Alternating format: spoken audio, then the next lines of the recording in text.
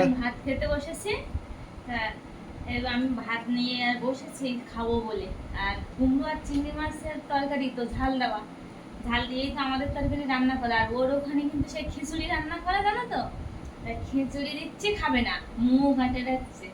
আর এইটা আমি নিয়ে বসেছি, এটা ঝাল, কিন্তু এই ভাতটা খাওয়ার জন্য খুব আনন্দ পাচ্ছে। দেখো, ছিল ওই কোনাটায় শুয়ে খেলা হচ্ছিল, যাই না ভাত আমি এখানটায় বসে খাচ্ছি দেখতে পেয়ে, আর ছুটে ছুটে এইখানে চলে এসেছে সেই আনন্দ করতে করতে আসে।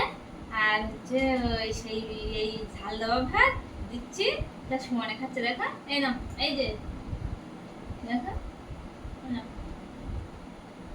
অথচ ওখানে খিচুড়ি করা আছে, ঝাল দেওয়া হয়নি, ওই শুধু খিচুড়ি দিলে আবার খাবে, শুধু এই ঝাল দেওয়া ভাতই খাচ্ছে।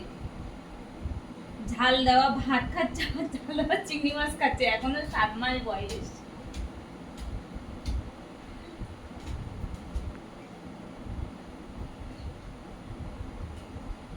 লক্ষ্মী মেয়ে তোমার, বুঝলে তো, যে 7 মাস বয়সে ঝাল খায়, মানে পাকা বুড়ি।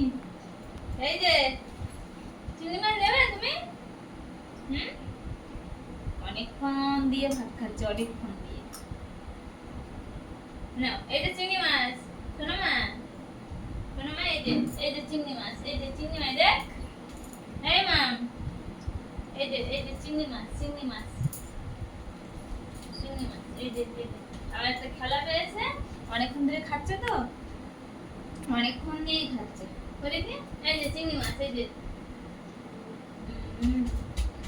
ঝাল চিংড়ি মাছ দিয়েছি, তার খাচ্ছে। শোনো না, এই যে দেখো, দেখো, এই যে পেনসা মুখে ঢুকিয়ে দিবি।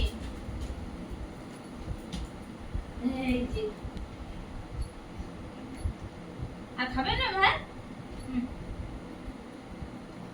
এই যে দেখো, এই যে না না না,